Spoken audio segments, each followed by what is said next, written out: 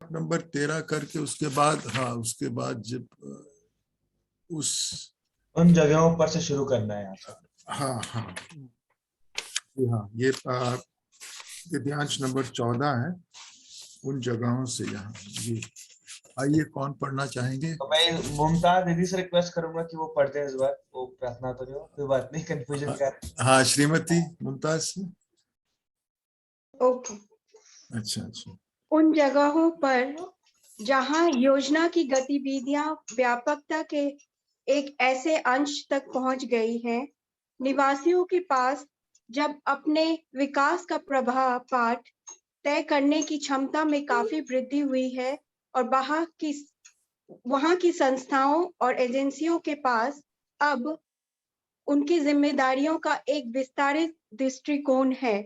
बेशक इन जिम्मेदारियों में अभी भी लगातार क्षमता निर्माण और पहल करने वालों की सहायता करने के लिए मजबूत प्रणाली होना शामिल है, लेकिन समुदाय की उन्नति पहले की अपेक्षा कहीं ज्यादा, काफी हद तक स्थानीय संस्थानों और एजेंसियों की वातावरण में कार्यरत सामाजिक ताकतों के प्रति जागरूकता और समुदाय के अनेकों प्रयास की अखंडता को बनाए रखने के लिए काम करने पर निर्भर करती है। इस बीच आसपास के समाज के साथ बहाई समुदाय के संबंधों में गहरा बदलाव आता है। प्रशासन की औपचारिक संरचनाओं और सहयोग की अनौपचारिक व्यवस्थाओं से नजर आता बहाई समुदाय समाज में अपनी तरह का एक अत्यधिक दृश्यमान नायक बन गया है, जो महत्वपूर्ण जिम्मेदारियों को निभाने के लिए तैयार है और आध्यात्मिक तथा भौतिक प्रगति के बारे में सीखने की एक व्यापक सामूहिक प्रक्रिया को तेज करता है। साथ ही जैसे जैसे बाह्य समाज बहाई समुदाय के जीवन के कई पहलुओं को गले लगाता है और इसकी एक करने वाली भावना को आत्मसात करता है, इस प्रकार उत्पन्न गतिजता विभिन्न समूहों को बहाउल्लाह की मानवता की एकता की दृष्टि से प्रेरित एक संयुक्त आंदोलन में एक साथ लाती है। अब तक ऐसे स्थानों की संख्या जहां सामुदायिक जीवन में बहाई पैटर्न ने ऐसी व्यापकता प्राप्त की है, कम ही है, परंतु ये बढ़ रही है। ये समाज निर्माण शक्ति का प्रदर्शन देखा गया है, जो पहले नहीं देखा गया। अगला वाला भी ले सकते हैं। के बाद दो लेते हैं। ओके, दूसरा पैराग्राफ भी। हाँ हाँ हाँ जी, दूसरा पैराग्राफ। स्वाभाविक रूप से इस पैमाने पर बहाई गतिविधियों की व्यापकता की संभावना, अलीशा उसको स्ट्रॉ दे दो, हर जगह नहीं है। क्लस्टर में या क्लस्टर के कुछ हिस्सों में स्थितियों से उत्पन्न और लोगों की विशिष्टताओं से जनित, अर्थात परिस्थितियों की वास्तविकता से जो अंतर होता है, उसकी समझ आवश्यक है। तदनुसार प्रभु धर्म की समाज निर्माण शक्ति की अभिव्यक्ति अलग अलग प्रतिवेशों में अलग अलग होगी, लेकिन इस बात को ध्यान दिए बगैर कि बहाई समुदाय का जीवन उन लोगों को किस हद तक गले लगाता है जो एक क्षेत्र विशेष में रहते हैं। एक क्लस्टर के विकास में कार्यक्रम की सघनता चाहे जैसी हो, पड़ोस या गांव में गतिविधि के स्तर चाहे जैसे हो, जमीनी स्तर पर सेवा करने वाले मित्रों की चुनौतियां हर जगह एक सी ही होती है। उन्हें अपनी स्वयं की वास्तविकता को पढ़ने और पूछने में सक्षम होना चाहिए। आने वाले चक्र या चक्रों की श्रृंखला में आगे बढ़ने के लिए संभावनाओं और आवश्यकताओं के प्रकाश में उपयुक्त उद्देश्य क्या होंगे? आप और आपके सहायक इस प्रश्न को प्रस्तुत करने और ये सुनिश्चित करने के लिए आदर्श स्थिति में है कि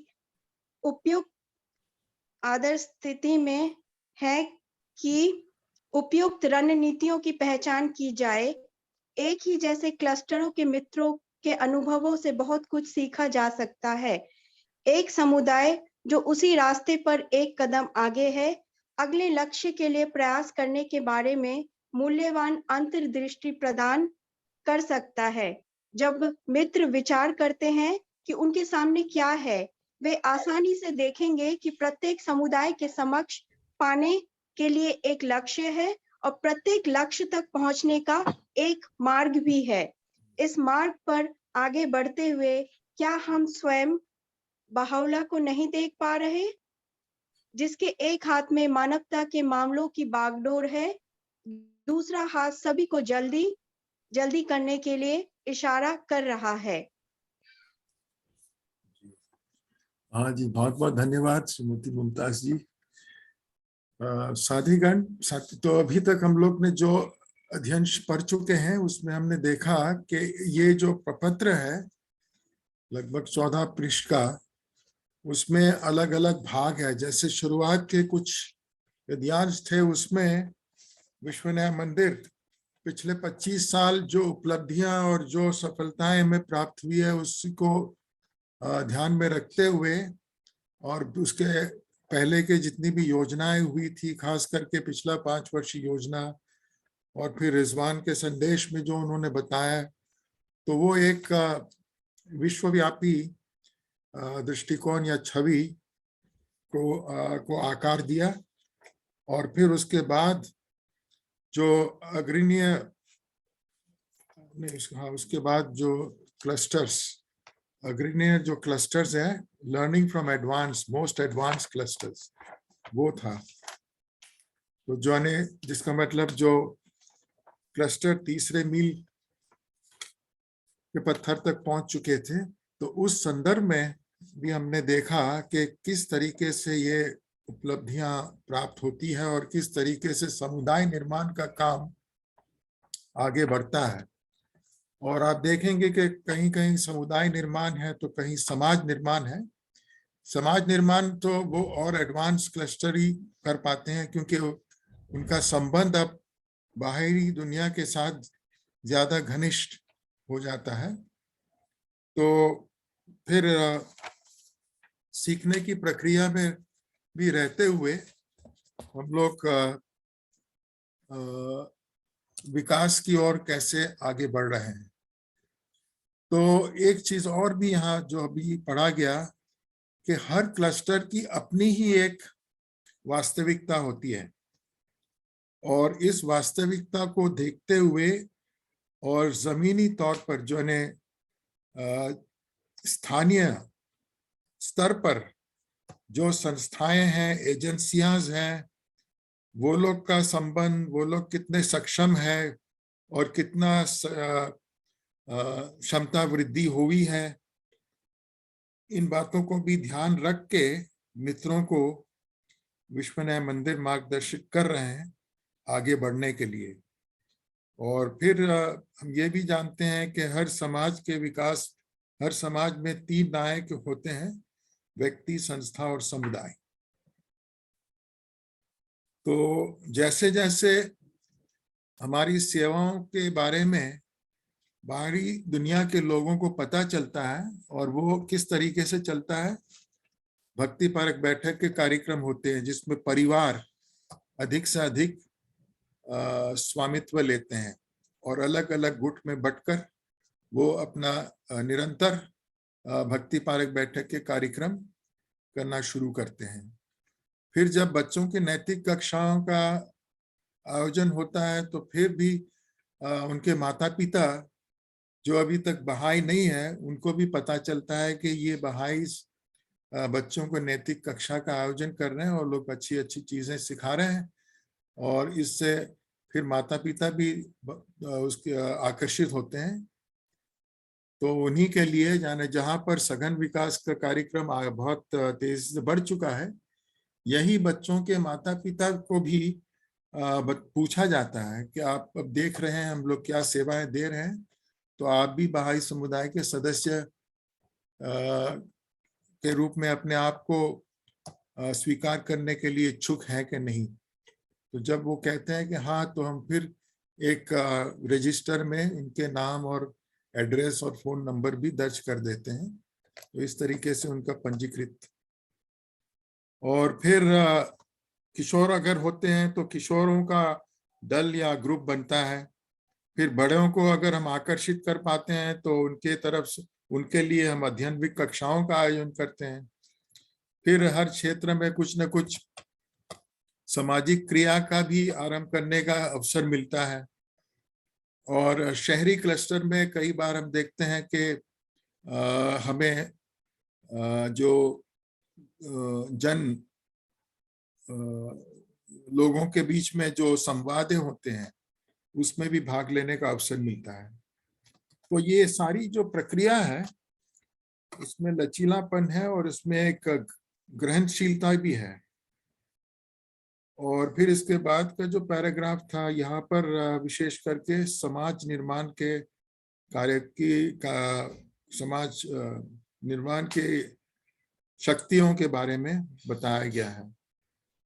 और बहाई समुदाय के जीवन से ही लोगों को समाज निर्माण के लिए आकर्षित हम कर पाते हैं। और अलग अलग चाहे वो ग्रामीण क्षेत्र हो या शहर का कोई क्षेत्र हो, मोहल्ला, अलग अलग परिवेश में परिस्थितियों को का आकलन करते हुए हम लोग फिर आगे बढ़ते हैं। तो सघनता, और वहां पे धीरे धीरे सघनता उत्पन्न होने लगती है। तो फिर यहाँ विश्वविद्यालय मंदिर सलाहकारों और उनके जो सहायक हैं यानी सहायक मंडल सदस्यों के सामने ये प्रश्न भी रखते हैं कि कौन सी रणनीति, कौन से जो हमारे लाइन ऑफ एक्शन स्ट्रेटजीज आप लोग ने स्पष्ट किया हो उस हिसाब से हमें चलना है। और पहले का जो भी हमें सीख प्राप्त हुआ है, जो अनुभव हमें प्राप्त हुआ है, जो अनुभूति और भावनात्मक विषय जो उभर कर आए हैं, इन चीजों को भी ध्यान रखते हुए हम अपने समुदाय के विकास के लिए सब मिलकर सेवाएं देते हैं। और इन सब पर जब और बहुत और काफी परामर्श, विचार विमर्श और एक दूसरे के साथ आदान प्रदान करते हैं। और हर वक्त हमारे पास जो हमारे विश्वविद्यालय मंदिर की तरफ से मार्गदर्शन है वो भी हर वक्त हमारे पास रहता है और उसको हम बार बार पढ़ते हैं। तो क्या पाते हैं कि एक तो बहुत सारे लक्ष्य हैं इस मार्ग पे जिस मार्ग पे हम चल रहे हैं, और इस मार्ग पे जब हम चल रहे हैं तो हम आगे की तरफ देखते हैं और हमें हर वक्त बहाउल्लाह हमारे साथ होते हैं और बहाउल्लाह ही हमें प्रेरित करते हैं, शक्ति देते हैं, क्योंकि वो बहाउल्लाह ने ईश्वर की इच्छा को प्रकट किया है इस युग के लिए और उनके प्रकटीकरण के माध्यम से हमें जो मार्गदर्शन प्राप्त हुआ है इसी के आधार पर ही समस्त मानव जाति का उज्जवल भविष्य टिका हुआ है। तो जब भी बहाई सेवा के क्षेत्र में होते हैं तो हम क्या करते हैं, मानव जाति को ही हम आकर्षित करते हैं कि आइए आप भी हमारे साथ जुड़ जाइए और हम लोग एक साथ सेवा के पथ पे आगे चलेंगे और इसी तरीके से हम मानव समाज को और बेहतर बना पाएंगे। और जो समस्याएं हैं, जो चुनौतियां हैं, जो बाधाएं हैं, उसको भी हम उसका भी सामना कर सकते हैं। तो साथीगण, ये संक्षिप्त में जो मैं समझ पाया हूँ मैं आपके साथ साझा कर रहा हूँ। आप भी हमारी चर्चा को और अच्छा बनाने के लिए उसमें आप अपने भी विचार साझा कर सकते हैं। अपनी तरफ से भी आप अपने सुझाव, ये प्रतिक्रिया साझा कर सकते हैं। जी, तो साथीगण, you like to share something, any friend?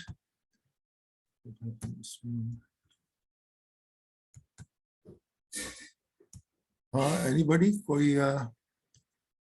क्योंकि अगर हम ये प्रोसेस में हैं तो हमें पता है कि हमारे समुदाय में क्या क्या हो रहा है, और जो आपकी अनुभूति है, आपकी जो एक्सपीरियंसेस है, वो आप ध्यान में रखते हुए विश्व न्याय मंदिर का मार्गदर्शन को समझने की कोशिश करें, तो आप देख पाएंगे कि आपके ही समुदाय को और उसमें सघनता लाने के लिए क्या क्या करना है। क्योंकि उद्देश्य तो हमने देखा ये है कि रिजवान 2022 तक विश्व न्याय मंदिर की अपेक्षा है कि हमारे सभी लगभग 5000 जो है समुदाय, वो सारे दूसरे मील के पत्थर तक पहुंच जाएंगे, और बाकी उसमें से ही 1300 क्लस्टर ऐसे होंगे जो तीसरे मील के पत्थर या उसके भी आगे बढ़ चुके होंगे।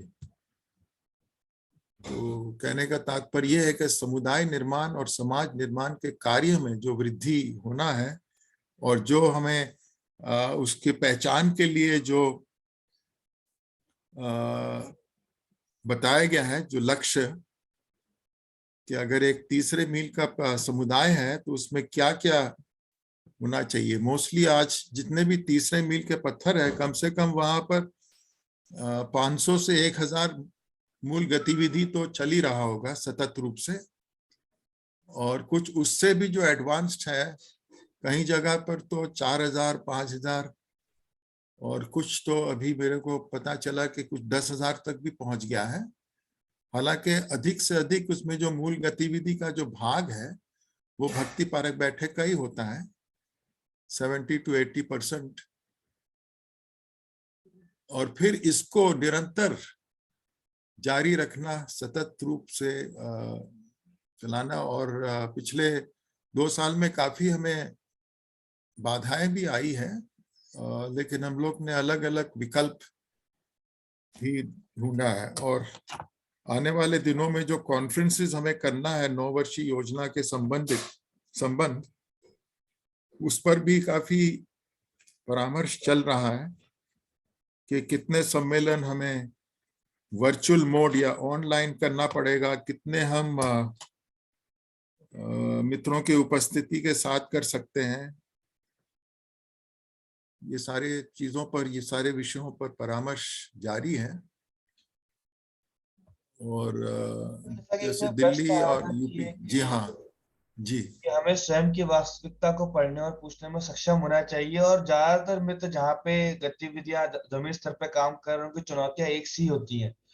तो काफी सारे हमारे मित्रगण यहाँ पर है जो कि शहरी समुदाय से हैं, क्लस्टर से हैं। तो ऐसे जो यहाँ पे हम प्रॉब्लम फेस करते हैं कई बार की भी गतिविधियां तो होती है, लेकिन सेम जगह नहीं होती है, अलग अलग जगहों पे होती है, फिर वापस गिर जाती है, फिर वापस चालू होती है। सतत कंटिन्यूअस, मतलब कि ऑटोमेटिक अच्छा, ग्रोथ नहीं रहती कि भाई ये वो व्यक्ति खुद ही अपने घर पे जिम्मेदारी उठा ले। ऐसा अगर प्रार्थना सभा क्यों नहीं हुई इतने टाइम से आपके यहाँ पे, बोले कोई आया ही नहीं आप में से, कोई आ जाता तो प्रार्थना सभा हो जाती। आज आए हैं तो आज कर लीजिए, कोई दिक्कत नहीं है। जैसे हम कई जगहों पे जाते हैं तो कई जगहों पर और भी शायद ये प्रॉब्लम आती होगी या नहीं आती होगी, आई डोंट नो। लेकिन ये कुछ दिक्कत बाकी जैसे बच्चों की कक्षाओं के अंदर ये है कि जो बच्चे पहले 7th 8th 9th में उस टाइम फ्री हुआ करते थे, अब जी, बोर्ड्स हो गए हैं और कंपटीशन पेपर की तैयारी में चले जाते हैं, तो वो शायद अब समय नहीं दे पाते हो कि भाई अब बोर्ड्स का टाइम आ गया है और अभी सारी चीजें। तो कुछ इस तरह की प्रॉब्लम है। कुछ जो आते थे उनका था कि भाई अब कमाई के लिए, अपने जीवनोपार्जन के लिए अब जॉब पे जाने लग गए, अब हम टाइम नहीं दे पाते। तो कुछ इस हाँ, तरह की ये सारी चुनौतियां काफी स्वाभाविक है, लेकिन जैसे हाउस ऑफ जस्टिस बता रहे हैं कि हमें अपने अपने समुदाय में इन चीजों पर चर्चा करना है, परामर्श करना है और हमें देखना है कि कैसे संस्था और जो एजेंसीज हैं उसके सहायता से हम फिर से इन सेवाओं को जारी रखें। और ये बात भी सही है कि कोरोना काल में भी कई नए बाधाएं आई है, तो कभी कभी कुछ जगह में वो लोग ऑनलाइन कर रहे हैं, कभी कभी कहीं जगह पे जहाँ पे स्कूल्स विद्यालय सब बंद है, तो जो बड़े किशोर हैं वो लोग छोटे बच्चों के लिए भी एक दिनचर्या तैयार किया है ताकि माता पिता को पता चले कि हम लोग स्कूल की पढ़ाई के लिए भी हम सहायता कर रहे हैं। फिर जो युवा है, फिर कुछ बड़े बड़े जो है वो लोग भी कहते हैं कि हमारा ये फील्ड ऑफ स्टडी था, मैं गणित सिखा सकता हूँ या मैं साहित्य सिखा सकता हूँ या मैं भाषा सिखा सकता हूँ। तो इस तरीके से हर समुदाय में सेवा जारी रखनी चाहिए और जहां जहां भी कोई कारण के वजह से कुछ गतिविधि रुक गया है तो फिर से परामर्श और समीक्षा करने के पश्चात उसको शुरू करने के लिए भी हम विकल्प ढूंढ लेते हैं। तो यही होता है। और ये जैसे आपने सही बताया कि बहुत सारे क्लस्टर में ऐसी परिस्थिति, ऐसी सिचुएशन आती है, हाउस ऑफ जस्टिस यही कह रहे हैं कि हमें अपने जो क्लस्टर की वास्तविकता को समझकर हमें उसको उपाय ढूंढने हैं, क्योंकि सेवा में कोई ढील नहीं होनी चाहिए और संस्थाओं की तरफ से भी आप हर वक्त सहायता भी ले सकते हैं। जैसे हमारा दिल्ली में हम लोग बहुत ही क्लोजली स्थानीय आध्यात्मिक सभा है, ट्रेनिंग इंस्टीट्यूट बोर्ड है, क्षेत्रीय परिषद है, फिर हमारे सहायक मंडल सदस्य हैं और सलाहकार भी हैं, और इसके साथ साथ हमारा एरिया टीचिंग कमेटी है, फिर हमारी एक कोर टीम है, फिर एक कम्युनिकेशन टीम है, फिर अपना वो लोकल असेंबली के सेक्रेटरी के सहायता के लिए एक पूरा सेक्रेटेरिएट है, उसमें अभी तो खाली 2 मित्र हैं। एक मित्र सांख्यिकी जो उपलब्धियां और विकास जो हो रहा है, और एक जो आदान प्रदान के लिए जो टेलीफोन के माध्यम से करते हैं या व्हाट्सएप के माध्यम से करते हैं। फिर और भी कई चीजें हैं। फिर हमारी ट्रेजरी टीम है जो मित्रों को कोष के संबंधित भी जागरूक करते हैं। और तो ये धीरे धीरे सब कुछ जैसे जैसे जटिलता उभरने लगा तो हम लोग ने धीरे धीरे ये सब भी किया। फिर दिल्ली में कुछ और भी साधन है। हमारे तो कुछ 6 या 7 जगह वहां पे लोकल बहाई सेंटर्स भी है जिसका किराया स्थानीय आध्यात्मिक सभा देते हैं। फिर एक बहाई टेम्पल में एजुकेशनल सेंटर है, वहां पर भी सेंट्रलाइज जो प्रशिक्षण संस्थान का कार्य है होता था, अभी तो बंद है। और फिर हमारी जो पब्लिशिंग ट्रस्ट की जो बिल्डिंग है उसका भी कुछ हिस्सा है जहां पर उस क्षेत्र के मित्र वहां पर एकत्रित हो सकते हैं। तो ये एक बहुत बड़ा शहर और लेकिन ये सब साधन भी है, इसके वजह से हम काफी हद तक अपनी सारी मूल गतिविधि को सतत रूप से जारी रख पा रहे हैं। फिर हमारे 2 सहायक मंडल सदस्य भी है फुल टाइम, और फिर हम लोग क्षेत्रीय परिषद के साथ भी बहुत अपना करीबी का संबंध है। तो अभी 9 वर्षीय योजना के लिए जो कॉन्फ्रेंसेस के ऊपर बहुत चर्चा चल रही है, उसके लिए भी एक प्रिलिमिनरी मीटिंग हुई थी जिसमें बहुत सारे मित्रों ने भाग लिया ऑनलाइन। ज्यादा से ज्यादा सभी लोगों ने ऑनलाइन भाग लिया, तो उससे थोड़ा बहुत उनको पता चला है कि ये सम्मेलन का क्या स्वरूप होगा और कैसे अध्ययन के साथ साथ सांस्कृतिक और कला का भी उसमें भाग अंश होना चाहिए। तो आपके भी क्लस्टर में इन चीजों पर आप गौर कर सकते हैं। तो साथीगण, आज और कोई कुछ? मिस्टर संदीप मलिक हमारे साथ है? नहीं है।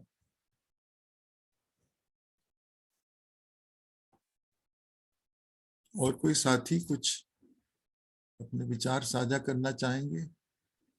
या आप मिसेस मुमताज, आप फरीदाबाद में हैं, आपके यहाँ के समुदाय में कितने मूल गतिविधि चल रही है, उसकी जानकारी हो तो बताइए।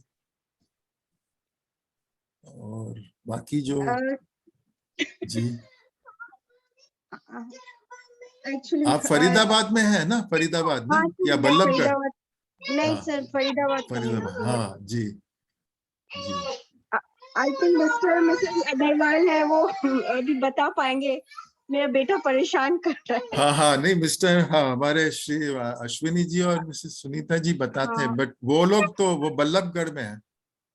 नहीं सर, वो हमारा सेम ही एरिया है सेम, सर। अच्छा अच्छा, सेम एरिया।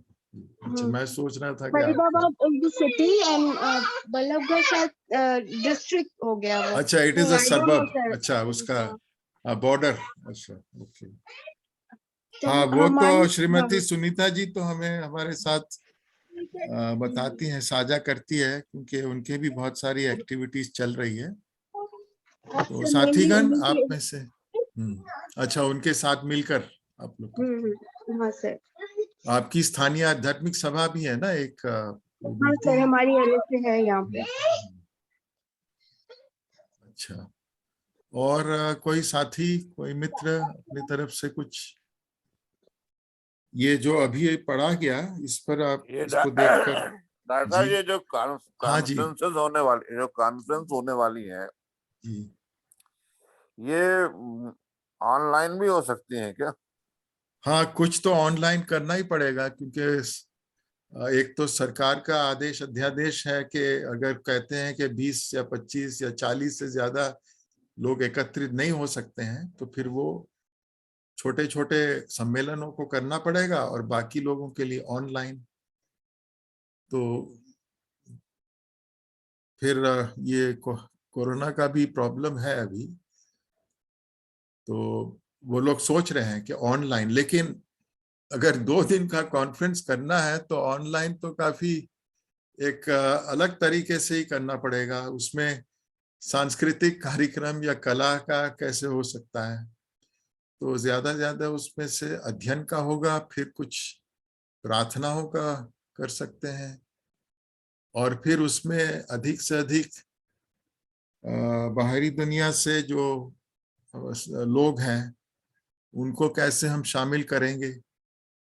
तो ये विषय है जिस पर अभी परामर्श चल रहा है कि क्या विकल्प, किस तरीके से हम करें।